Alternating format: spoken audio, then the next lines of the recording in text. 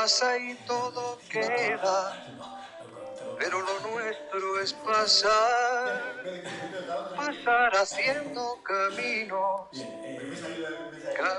sobre la mar. Nunca perseguí la gloria. Bien, sí que quería mostraros la palabra. Ha habido muchas cosas que han quedado en el tintero, que dan para hablar dentro del partido y con otra gente, ¿no? Aquí tenemos gente con procedencia, digamos, de lo que fue el mundo, o todavía es, el mundo comunista y del mundo socialista, ¿no? Y también tenemos una manera de entender quizá república y el enfrentamiento al monarquismo de forma diferente, ¿no? Pero hoy día lo que toca es mantener organización, como bien comentaba ahora Javier, ¿no? Organización que supone presencia y que supone capacidad de cohesionar mensajes, argumentos, trabajo, desarrollar tareas, ¿no? ¿Alguna intervención? Pues yo... Salva. Adelante. Bueno, tengo que decir que yo estoy de acuerdo con lo que habéis dicho, por supuesto, pero quería matizar alguna cosa, quería introducir alguna consideración.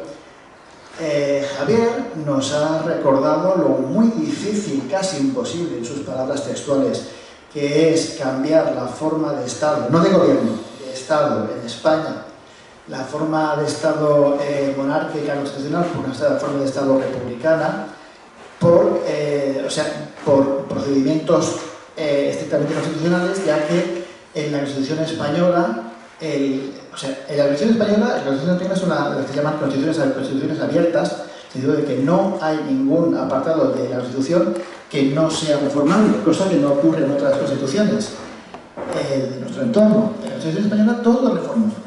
Pero claro, hay aspectos que son menos reformables que el resto porque se exige una mayoría y un procedimiento mucho más complicados, más duros, más difíciles, para tratar de evitar que eso se produzca, ¿no? Entonces, bueno, pues sí, ha citado el artículo 168, lo tengo aquí, lo he buscado, que dice: cuando se propusiere la revisión total de la Constitución o una parcial que afecte, lo que ha dicho él, ¿no?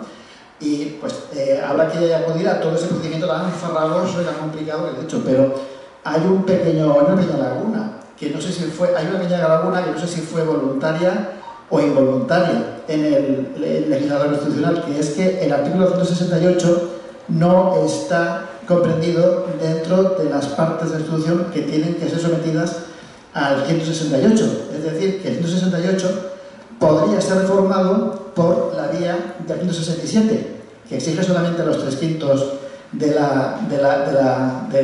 Parlamento y posterior referéndum.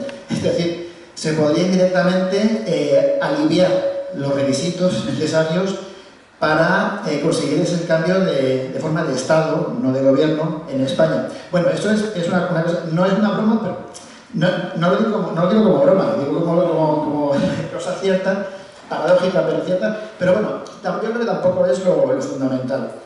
Que yo creo que en algún momento se podría acudir a esa forma indirecta de aliviar, de aligerar los requisitos necesarios para hacer cambio de forma de Estado en España. Pero lo importante es que antes de eso habría que tener un gran consenso, que igualmente estamos muy lejos de conseguir.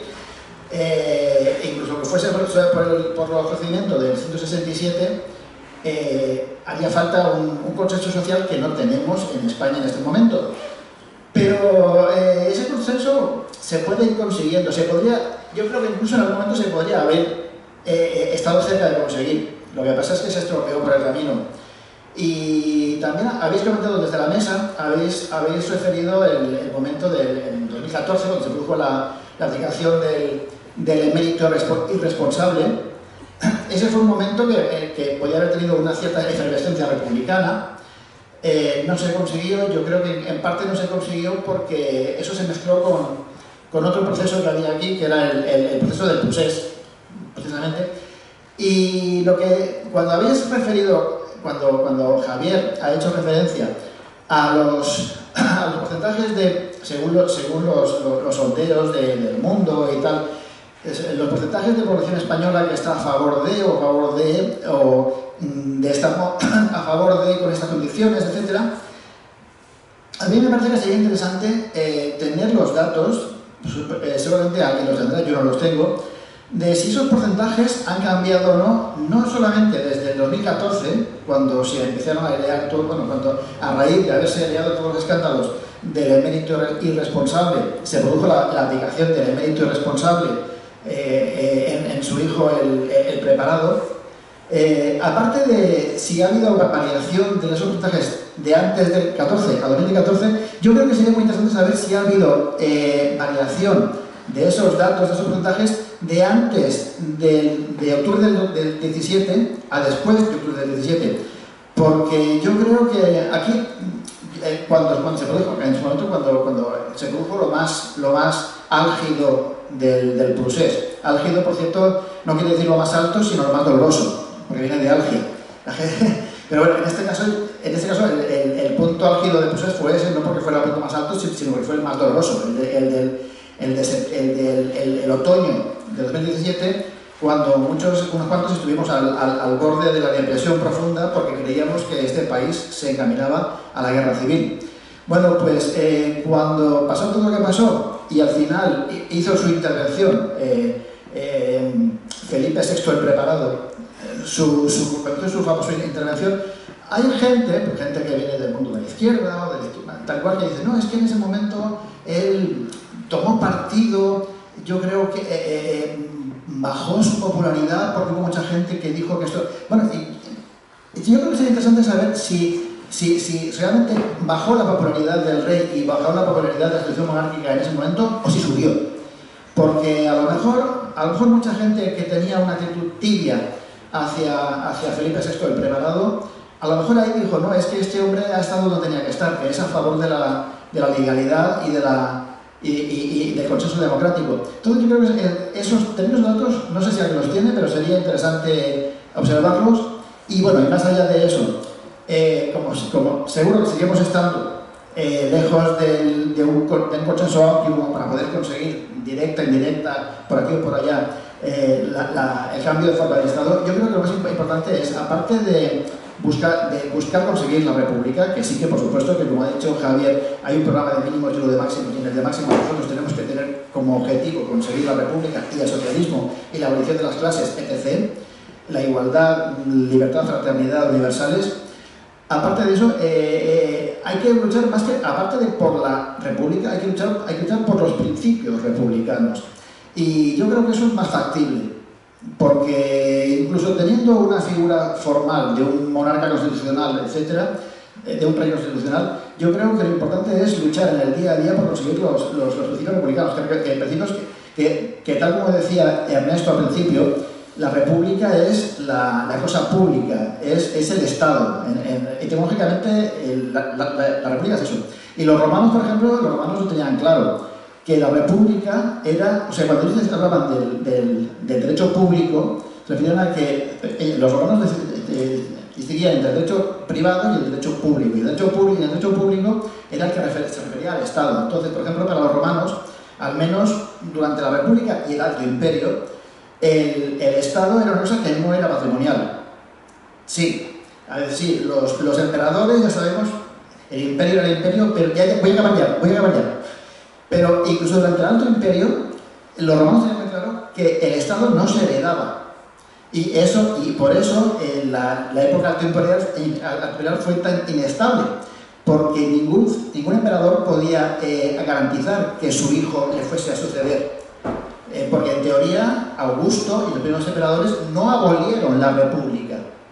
En la práctica sí, pero en la teoría no. Las instituciones republicanas romanas siguieron siendo vigentes durante el Alto Imperio.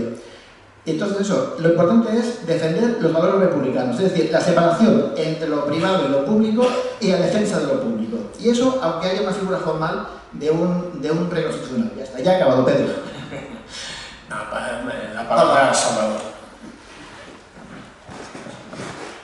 Es que yo no voy a decir nada de intereses que me salen muy mal de la vergüenza.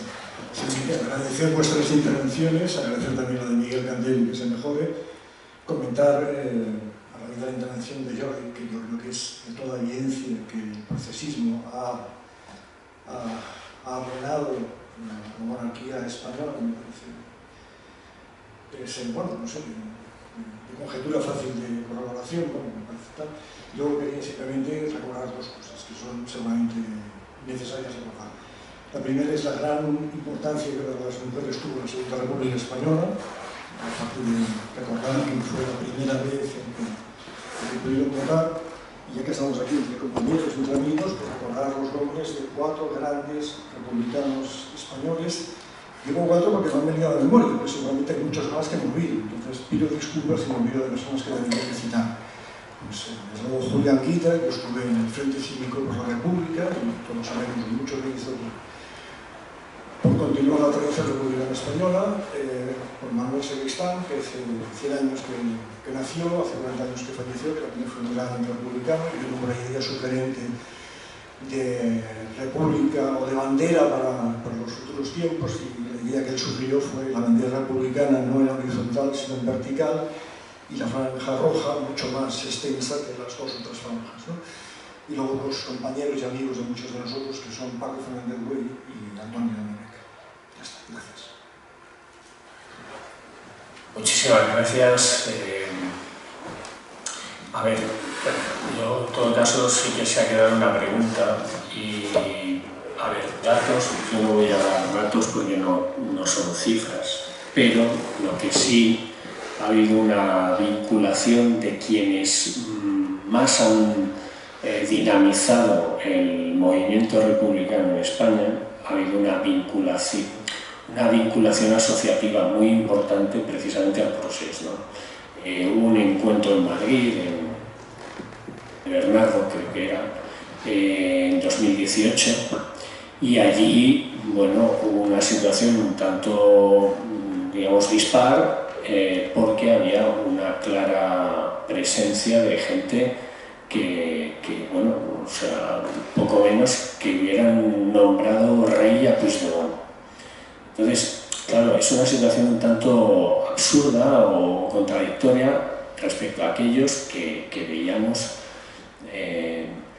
este proceso de ruptura que se estaba viviendo aquí no como un avance republicano ni de izquierdas, muchísimo menos, sino al contrario. O sea, es aquello de una lucha entre élites para acabar una de ellas pudiendo ejercer todo poder sobre el conjunto de la población que quedaba sobre su espacio, ¿no?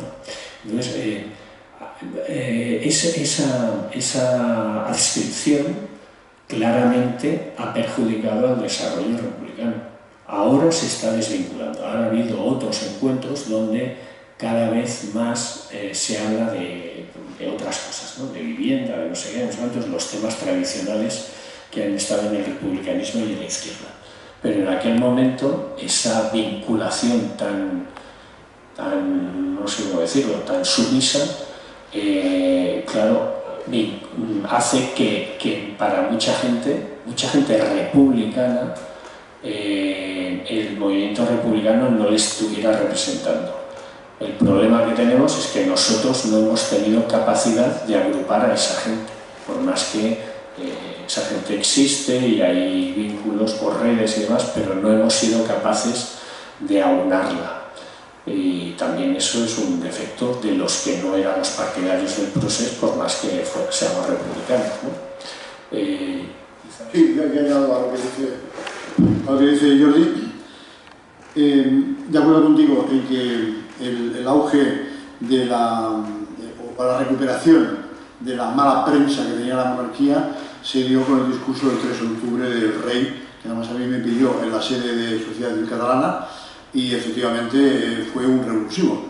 Y media hora después bajaba a la calle Balmes a reventar de gente manifestándose a favor de la unidad territorial. Es decir, que aquello lo aprovechó muy bien. Igual que está aprovechando muy bien, es decir, ese rey, yo desde mi punto de vista, que también sabéis que me dedico algo a los temas de comunicación, trabaja muchísimo su imagen pública, muchísimo, ¿no?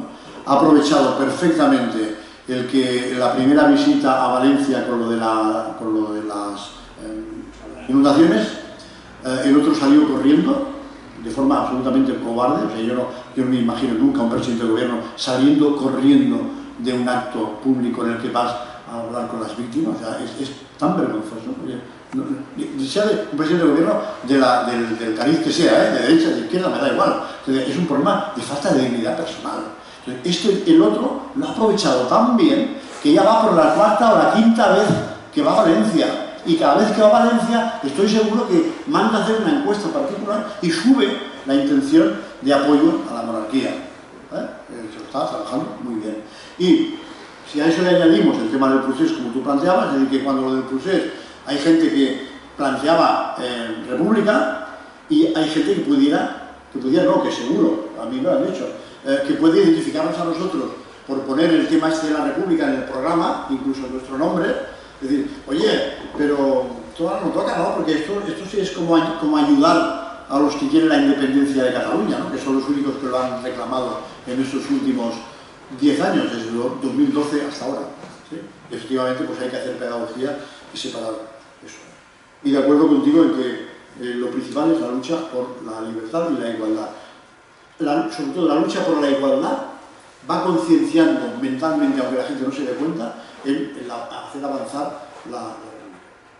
Porque si quieres igualdad, no puedes decir que estás de acuerdo con que alguien, por origen de cuna, tenga 14 millones de euros y tú estés con el desnudamiento y con el no sé qué, y con la manifestación de la vivienda. Y una falacia absoluta, la otra cosa que dicen los defensores de la monarquía, ¿no? Que es que una jefatura, un presidente de la República nos gustaría marcado. Coño, no, con poner los presupuestos generales del Estado se discute en el Congreso y en el Congreso le dice cuánto te damos. Y te damos lo que te damos, no hay por qué ponerle para oropeles, para fiesta y para atención de tu cuerpo. Bien. Nos acercamos a las 8, compañeras. No te preocupes, que yo soy muy breve. No.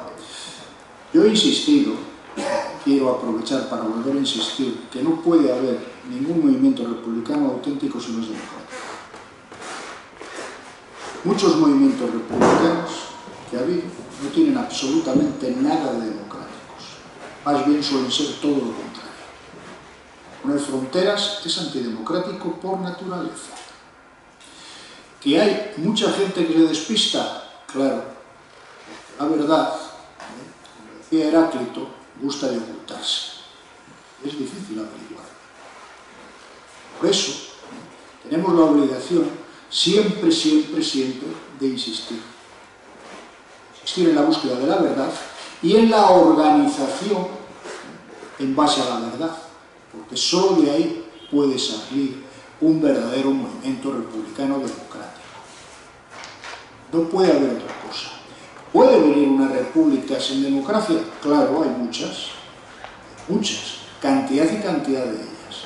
Por eso, cuando insistamos en nuestro ideal republicano, tiene que ser así.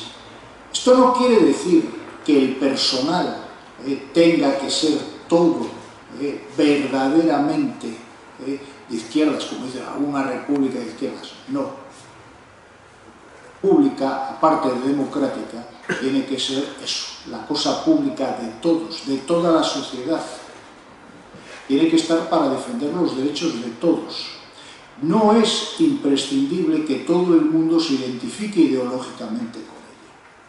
Lo que sí es imprescindible es que quienes nos identificamos ideológicamente con la república y la democracia, organicemos para república y democracia a la gente, porque solo la organización es lo que permite que haya de verdad democracia. Aislados e individualmente, nunca, jamás habrá democracia. Siempre habrá alguien más poderoso o que tenga más tiempo para dedicarse a estas cosas. Ahí viene el rollo de las organizaciones asamblearias y no democráticas.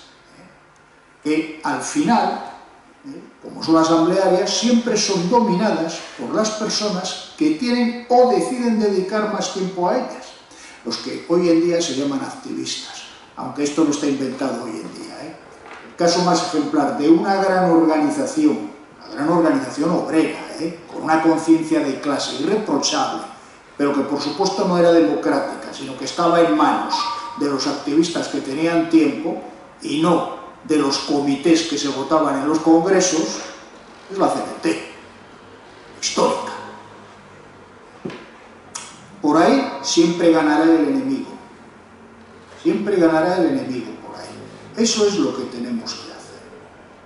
Eso es lo que tenemos que hacer. Y solamente así vendrá una república auténtica para toda la sociedad, pero auténtica, que defienda los derechos sociales. Es la única manera. Y no vendrá ni en base al artículo 168 ni al 167. Repito que la única manera de que venga a través del desconocimiento de eso. Todas las constituciones acaban desapareciendo por pudrimiento, ¿no? Todas.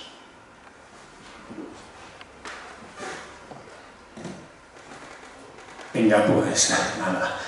Bueno, compañeros, muchísimas gracias por vuestra presencia en este acto de Aires, este acto reivindicativo del carácter republicano de muchos españoles y de nosotros, de nuestro partido, reflejo de esa lucha y de esa voluntad de transformar esta sociedad hacia algo más justo, más equilibrado y más respetuoso con la cosa pública. Muchísimas gracias. Gracias, compañeros.